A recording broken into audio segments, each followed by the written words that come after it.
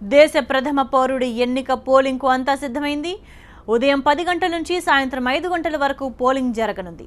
అన్ని రాష్ట్రాల్లో పోలింగ్ కోసం భారీ ఏర్పాట్లు చేశారు. ఇందుకోసం దేశవ్యాప్తంగా మొత్తం 32 పోలింగ్ కేంద్రాలను ఏర్పాటు చేసింది ఈసీ.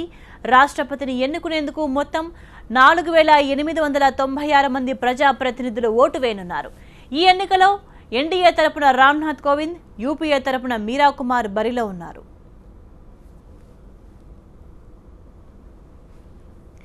వివిధ రాష్ట్రాలు, కేంద్రపాలిత ప్రాంతాల ఎమ్మెల్యేలు, ఎంపీలు ఓటింగ్లో పాల్గొంటారు. మొత్తం 4120 మంది ఎమ్మెల్యేలు, 543 మంది లోక్సభ ఎంపీలు, 233 మంది రాజ్యసభ ఎంపీలు ఓటేస్తారు. ఈ ఎన్నికల్లో నామినేటెడ్ ఎంపీలకు, శాసనమండలి సభ్యులకు ఓటు హక్కు లేదు. ఈ ఎన్నికల్లో ఎంపీలు, ఎమ్మెల్యేల ఓట్ల విలువను ఎలక్టోరల్స్గా లెక్కిస్తారు. మొత్తం 4896 మంది ఎంపీలు, ఎమ్మెల్యేల ఎలక్టోరల్ విలువ 10,98,903 ఓట్లు.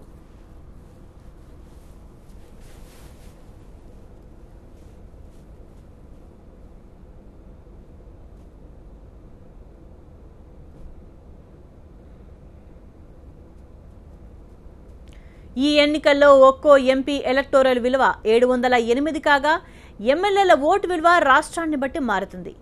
ఏపీలో ఎమ్మెల్యే ఓటు విలువ 159గా ఉంటే తెలంగాణలో 132గా ఉంది. అయితే ఇందులో 50% ఎలక్టోరల్ ఓట్లను ఎవరు దక్కించుకుంటే వాళ్లే రాష్ట్రపతి ఎన్నికల్లో గెలిచినట్టు. ప్రస్తుతానికి ఎన్డీఏ అభ్యర్థి రామ్నాథ్ కోవింద్కి ఎక్కువ బలం ఉంది.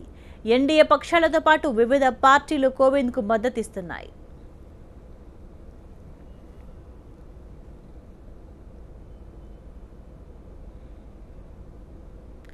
అన్ని రాష్ట్రాల్లో రాష్ట్రపతి ఎన్నిక పోలింగ్ కోసం ఏర్పాట్లు పూర్తి చేశారు.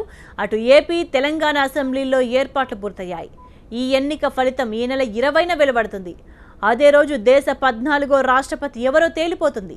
25వ తేదీన కొత్త రాష్ట్రపతి పదవీ బాధ్యతలు స్వీకరిస్తారు.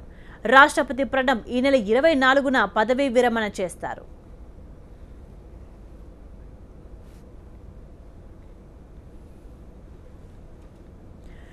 ఏపీ అసెంబ్లీలో రాష్ట్రపతి ఎన్నిక పోలింగ్కు అంతా సిద్ధమైంది. మరింత సమాచారాన్ని మా ప్రతినిధి అశోక్ అందిస్తారు. అశోక్,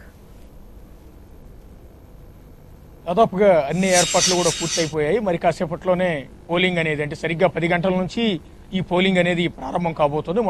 మొదటగా తెలుగుదేశం పార్టీకి సంబంధించిన ఎమ్మెల్యేలంతా కూడా తమ ఓటు హక్కును వినియోగించుకోబోతున్నారు. తొలి ఓటును తెలుగుదేశం పార్టీ సంబంధించి ఆ పార్టీ ఎమ్మెల్యే, ఆ పార్టీ జాతీయ అధ్యక్షుడు AP CM Chandrababu Naidu vote వేయబోతూ ఉన్నారు. ఆ తర్వాత ఆ పార్టీ రాష్ట్ర అధ్యక్షుడు కళా వెంకట్రావు రెండో ఓటు వేయబోతున్నారు. ఆ తర్వాత వరుస క్రమంలో మిగిలిన ఎమ్మెల్యేలంతా కూడా తమ ఓటు హక్కును వినియోగించుకోబోతూ ఉన్నారు. ఆ తర్వాత వైఎస్ఆర్ కాంగ్రెస్ పార్టీకి సంబంధించి ఆ పార్టీ రాష్ట్ర అధ్యక్షుడు వైఎస్ జగన్మోహన్ రెడ్డి తొలి ఓటు వేయబోతూ ఉన్నారు. ఆ తర్వాత వైఎస్ఆర్ కాంగ్రెస్ పార్టీకి సంబంధించిన మిగిలిన ఎమ్మెల్యేలంతా కూడా ఓటు హక్కు వినియోగించుకోబోతున్నారు. ఆ తర్వాత బీజేపీకి సంబంధించిన ఎమ్మెల్యేలు, శాసనసభ పక్ష నేత విష్ణుకుమార్ రాజు తొలి ఓటు వేయబోతూ ఉన్నారు. ఆ తర్వాత మిగిలిన ఎమ్మెల్యేలు, బీజేపీ ఎమ్మెల్యేలు ఓటు హక్కు వినియోగించుకోబోతున్నారు. మొత్తం 3 పార్టీలకు సంబంధించిన ఎమ్మెల్యేలు మాత్రమే ఏపీ అసెంబ్లీలో ప్రాతినిధ్యం వహిస్తున్నారు. కాబట్టి TDP, YSR Congress party, BJP 3 పార్టీలకు సంబంధించిన ఎమ్మెల్యేలంతా కూడా మొత్తం 174 మంది మాత్రమే ఏపీ అసెంబ్లీలో ప్రస్తుతానికి ఉన్నారు. బోమా నాగిరెడ్డి నంద్యాల ఎమ్మెల్యే చనిపోయి ఉన్నారు కాబట్టి ఆయన స్థానం ఖాళీ అయింది. ప్రస్తుతానికి 174 మంది ఎమ్మెల్యేలు మాత్రమే ఇవాళ రాష్ట్రపతి ఎన్నికల్లో పార్టిసిపేట్ చేయబోతూ ఉన్నారు. వీళ్ళంతా కూడా దాదాపుగా ఎన్డీఏ అభ్యర్థి ఎవరైతే ఉన్నారో రాష్ట్రపతి అభ్యర్థి రామ్నాథ్ కోవింద్కే ఓటు వేస్తున్నట్టుగా ముందుగానే ప్రకటించి ఉన్నారు. కాబట్టి పెద్దగా వివాదం కానీ ఇబ్బందికరమైన అంశం కానీ ఏమీ లేదు. అందరూ కూడా ఒకే అభ్యర్థికి ఓటు వేయబోతున్నారు. ఏపీ అసెంబ్లీలో ఇప్పటికే అన్ని ఏర్పాట్లు కూడా పూర్తయిపోయాయి. ఎమ్మెల్యేలంతా కూడా దాదాపుగా ఇక్కడికి చేరుకున్నారు. తెలుగుదేశం పార్టీకి సంబంధించిన ఎమ్మెల్యేలంతా కూడా ఏపీ సచివాలయానికి చేరుకున్నారు. ఆ పార్టీ జాతీయ అధ్యక్షుడు చంద్రబాబు నాయుడు కూడా సచివాలయానికి చేరుకున్నారు. తన పార్టీ ఎమ్మెల్యేలందరితో సచివాలయంలో ఆయన భేటీ అయ్యారు.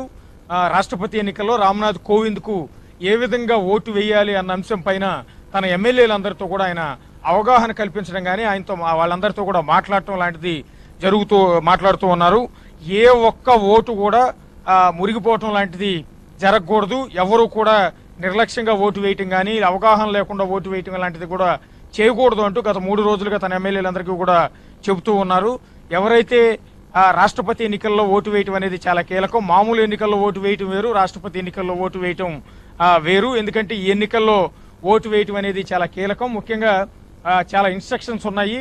ఇప్పటికే ఎన్నికల సంఘం అనేది చాలా ఇన్స్ట్రక్షన్స్ అనేది ఇచ్చింది. ఆ ఇన్స్ట్రక్షన్స్ అనేది ఖచ్చితంగా ఫాలో అవ్వండి ముఖ్యమంత్రి చంద్రబాబు నాయుడు తన పార్టీ ఎమ్మెల్యేలందరికీ కూడా చెప్పబోతూ ఉన్నారు. ముఖ్యంగా మనకు ఎదురుగా కనిపిస్తోంది అదే ప్రదేశంలో మరి కాసేపట్లో ఏర్పాటు చేసిన ప్రత్యేకమైన బూత్లో ఎమ్మెల్యేలందరూ కూడా ఓటు వేయబోతున్నారు. ఇప్పటికే ఎన్నిక సంఘానికి సంబంధించి ప్రత్యేకమైన అధికారులందరూ కూడా ఈ పోలింగ్ కోసం ఇక్కడికి చేరుకున్న దృశ్యాలన్నీ కూడా మనం ఒకసారి చూడొచ్చు. ఎన్నికల్లో ఓటు వేయడానికి ఎమ్మెల్యేలందరికీ కూడా అవగాహన కల్పించడానికి కొన్ని ఇన్స్ట్రక్షన్స్తో కూడిన నోటీస్ బోర్డులను కూడా అక్కడ ఏర్పాటు చేసిన దృశ్యాలన్నీ కూడా ఆ గ్లాసెస్ మీద చూడొచ్చు. ఎవరు పడితే వాళ్ళకి ఇష్టం వచ్చినట్టుగా సొంత పెన్నుతో వాళ్ళ వెంట తీసుకొచ్చిన పెన్నుతో ఓట్లు వేయటానికి వీల్లేదు. ఎన్నికల ప్రిసైడింగ్ అధికారి బూత్ దగ్గర ఉంటారు. వాళ్ళు ఇచ్చిన ప్రత్యేకమైన పెన్నుతో మాత్రమే తమకి నచ్చిన తమకిష్టమైన అభ్యర్థికి ఎదురుగా 1వ నంబరు ప్రాధాన్యత క్రమంలో 1వ నంబరు వేయాల్సి ఉంటుంది. ఆ తర్వాత 2వ నంబర్ అనేది వేయాల్సి ఉంటుంది. అంతే తప్ప తమ జేబులో ఉన్న పెన్నుతో మాత్రం ఎట్టి పరిస్థితుల్లో వేయరాదు. అలా వేస్తే గనక ఆ ఓటు అనేది చెల్లదు. అట్లాగే తమకు నచ్చిన అభ్యర్థి ఎదురుగా బాక్స్లో టిక్ మార్క్ వేయటం కానీ, లేదా రైట్ మార్క్ వేయటం కానీ, లేకపోతే ఇంటూ మార్క్ వేయటం కానీ అలాంటివి కూడా వేయకూడదని ఇన్స్ట్రక్షన్స్లో క్లియర్గా ఉంది. అలాంటి ఓట్లు అనేది చెల్లదు. ఆ తర్వాత సంతకాలు పెట్టడం లాంటివి కూడా చేయకూడదు. ఇవి రొటీన్గా మామూలుగా చేసే పని, అట్లాంటివి ఏవి కూడా చేయొద్దని మొదటి నుంచి కూడా చెప్తూ ఉన్నారు. ఎమ్మెల్యేలందరికీ కూడా చాలా మందికి అలవాటు ఉంటుంది. అలవాటు ఉంటే కనుక మానుకోండి, ఈ ఇన్స్ట్రక్షన్స్ ఫాలో అవ్వండి అని కూడా చెప్తూ ఉన్నారు. ఇప్పుడు కూడా చంద్రబాబు నాయుడు ఎమ్మెల్యేలతో సచివాలయంలో భేటీ అయ్యారు. ఆయన ఇదే విషయాన్ని వాళ్ళందరికీ కూడా చెప్పబోతున్నారు. ఇక విజయవాడకు మరి కాసేపట్లో స్టేట్ గెస్ట్ హౌస్లో వైఎస్ జగన్ కూడా తన ఎమ్మెల్యేలందరితో సమావేశం కాబోతున్నారు. ఇప్పటికే వైఎస్ఆర్ పార్టీకి సంబంధించిన ఎమ్మెల్యేలంతా కూడా విజయవాడ చేరుకున్నారు. జగన్ మరి కాసేపట్లో ఫ్లైట్లో గన్నవరం ఎయిర్పోర్ట్కి చేరుకుని అక్కడ నుంచి స్టేట్ గెస్ట్ హౌస్కి రాబోతున్నారు. అక్కడ తన ఎమ్మెల్యేలందరితో కూడా మాట్లాడి ఓటు ఏ విధంగా వేయాలని ఆయన కూడా తన ఎమ్మెల్యేలందరికీ కూడా చెప్పబోతున్నారు. ఏదేమైనా మరి కాసేపట్లో అందరూ కూడా అసెంబ్లీకి సరిగ్గా ఇక్కడికే రాబోతూ ఉన్నారు. ఇక్కడికి వచ్చిన తర్వాత కేవలం 2 గంటల్లో ఓటింగ్ ప్రక్రియ అనేది ప్రశాంతంగా పూర్తి కాబోతోంది. కళా వెంకటరావు కూడా కొద్దిసేపటి క్రితం మాట్లాడారు.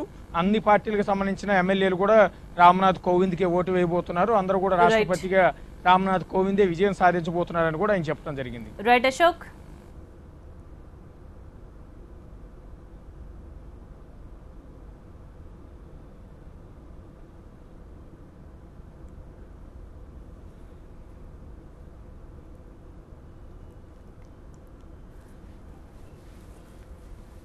ఎన్డీఏ పక్షాల రాష్ట్రపతి అభ్యర్థి రామ్నాథ్ కోవింద్ ఇంటి దగ్గర పరిస్థితిని మనం స్క్రీన్ మీద లెఫ్ట్ సైడ్ బాక్స్లో చూస్తున్నాం. అంత ఉత్కంఠ రేపుతుంది.